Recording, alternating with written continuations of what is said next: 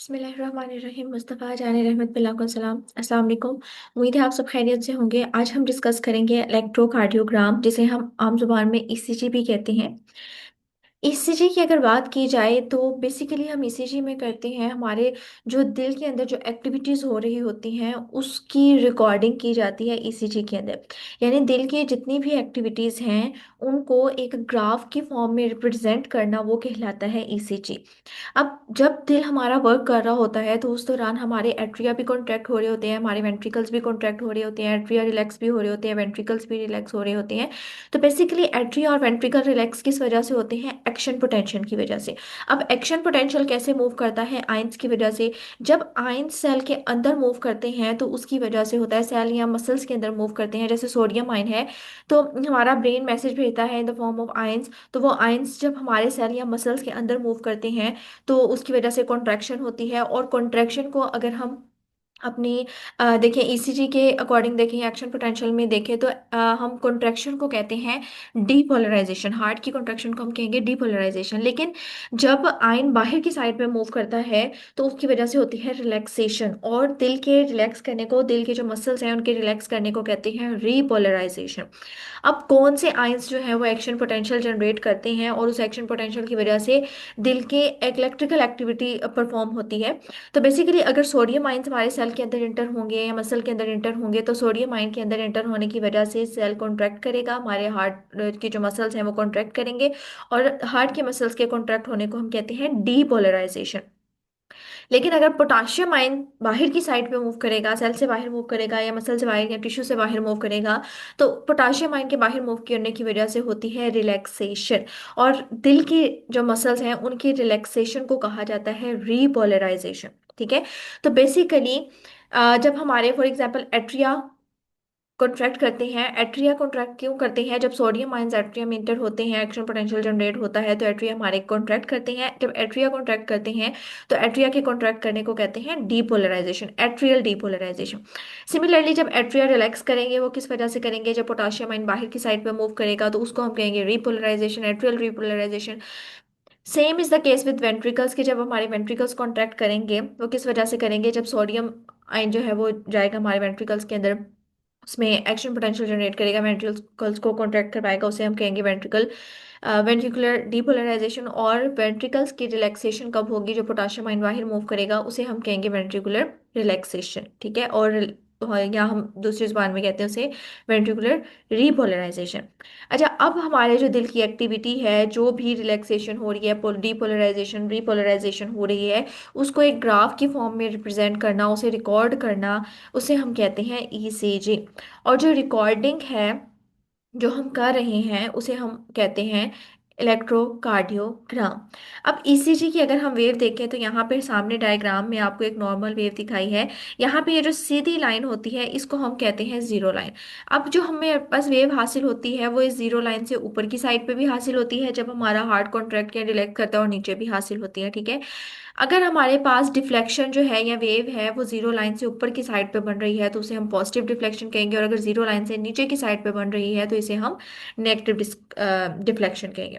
अब ECG machine सबसे पहले डिस्कवर की थी एंथोविन नामी बंदा था जिसने ईसीजी डिस्कवर की थी, जो दिल की इलेक्ट्रिकल एक्टिविटी को रिकॉर्ड करती है।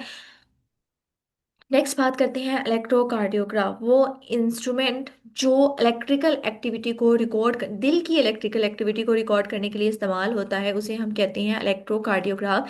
ये सामने आपको एक पिक दिखाई गई है। दिल की जो एक्टिविटी है वो कुछ इस फॉर्म में, इस ग्राफ की फॉर्म में हमारे सामने रिप्रेजेंट की जाती है। अगर तो हमारे दिल के अंदर जो ईसीजी है, ईसीजी का जो ग्राफ हमें हासिल हुआ है उसमें तमाम वेव्स इस किस्म की हैं, इस शेप की हैं, तो आपकी ईसीजी नॉर्मल है। अगर उसमें कोई डिफ्लेक्शन वगैरह, कोई एबनॉर्मलिटीज वगैरह है तो उस केस में आपको हार्ट का कोई प्रॉब्लम हो सकता है। अब हमारी ईसीजी किस चीज़ पे मुश्तमिल होती है? हमारी ईसीजी मुश्तमिल होती है कुछ वेव्स के ऊपर। पहली होती है P wave, Q R S complex. Complex किसे कहते हैं? ये तीन वेव से मिलके बना होता है, क्यू आर और एस। उसके बाद आती है टी वेव एंड देन आती है यू वेव।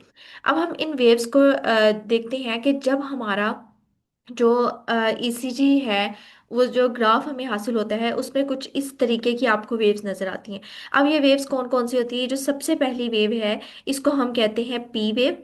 उसके बाद ये नीचे की तरफ नेगेटिव रिफ्लेक्शन की तरफ होती है हमारी क्यू वेव। क्यू वेव के बाद आती है हमारे पास ये आर वेव। उसके बाद आती है एस वेव। एस वेव के बाद होती है हमारी टी वेव।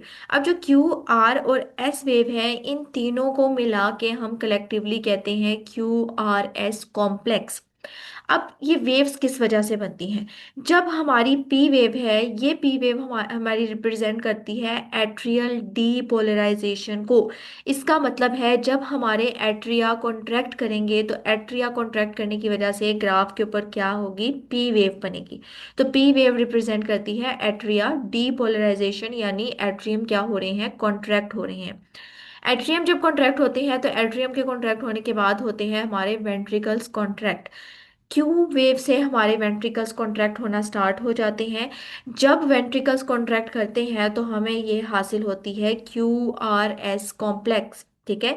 वेंट्रिकल्स की कॉन्ट्रैक्शन क्यू वेव से स्टार्ट हो जाती है, आर और एस वेव तक हमारे वेंट्रिकल्स कॉन्ट्रैक्ट करते हैं।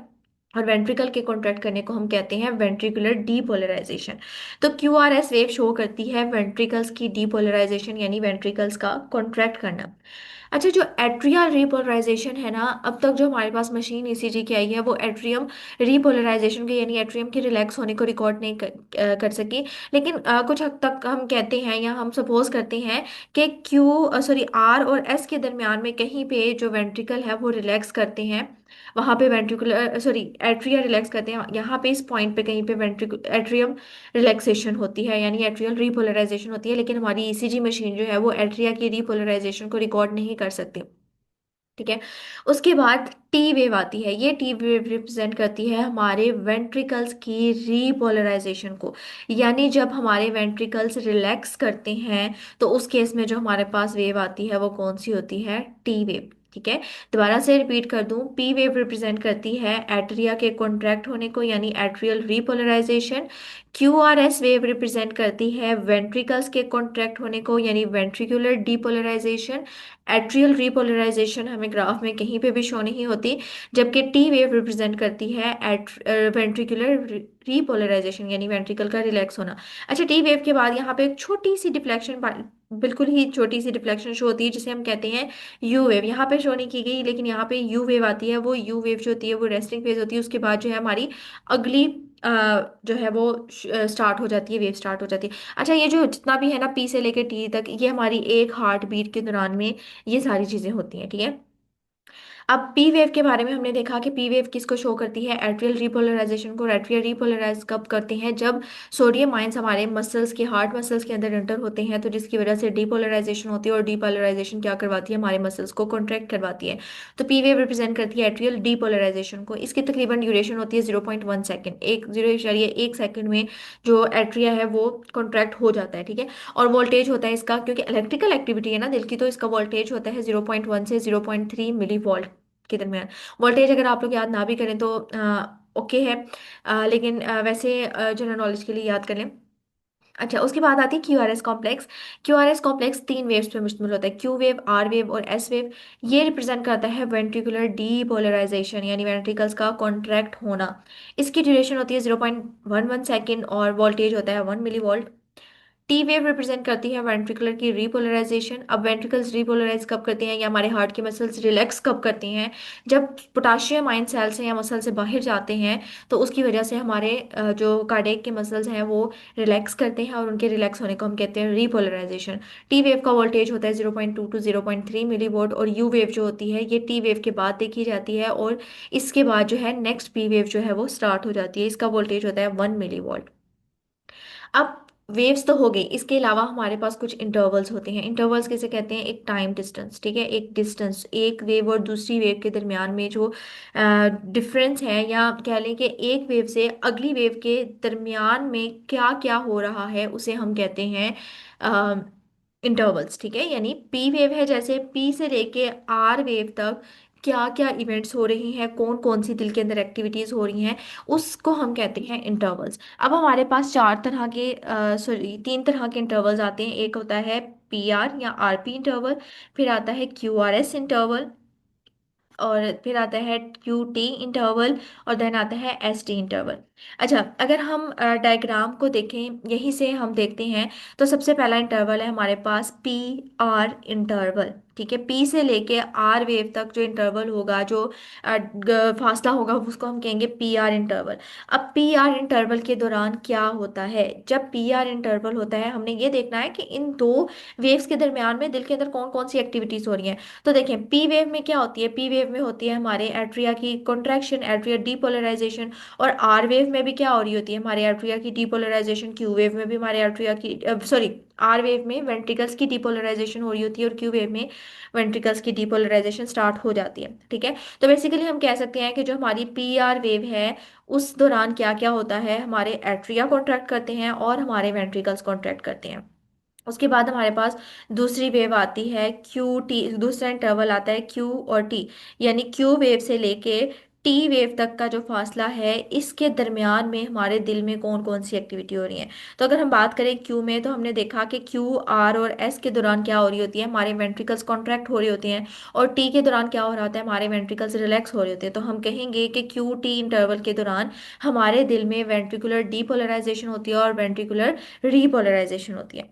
फिर आता है हमारे पास Q R S complex. Q R S complex के दौरान हमें पता है कि हमारे दिल के अंदर क्या हो रही होती है? Ventricular depolarisation. फिर आता है एस टी इंटरवल, या जी, पी आर इंटरवल। ये रिप्रेजेंट करता है वो टाइम जिस दौरान हमारे, मतलब एट्रियल डीपोलराइजेशन से लेके वेंट्रिकुलर डीपोलराइजेशन के दरमियान का जो फासला है, ये उसको रिप्रेजेंट करता है। Q R S interval represent करता है वेंट्रिकुलर डीपोलराइजेशन। अच्छा, मैंने आपको बताया था इस दौरान कहीं पे जो है एट्रिया रीपोलराइज करते हैं, लेकिन हमारी मशीन उसे कैप्चर नहीं करती, लेकिन माना जाता है कि इस दौरान करते हैं। तो यहाँ पे मेंशन ना भी करें तो ठीक है, लेकिन इस दौरान एट्रिया रीपोलराइज करते हैं किसी पॉइंट पे। फिर आता है क्यू टी इंटरवल। ठीक है, क्यू से लेके टी तक का जो इंटरवल है, इसमें हमें पता है कि वेंट्रिकल्स कॉन्ट्रैक्ट करते हैं, वेंट्रिकुलर डीपोलराइजेशन होती है और वेंट्रिकुलर रीपोलराइजेशन होती है। नेक्स्ट आता है हमारे पास एस टी इंटरवल, एस से लेके टी तक का। अब एस पे हमने कहा था कि वेंट्रिकुलर कॉन्ट्रैक्ट कर रहे हैं, ठीक है, वेंट्रिकुलर की डीपोलराइजेशन है यहाँ तक।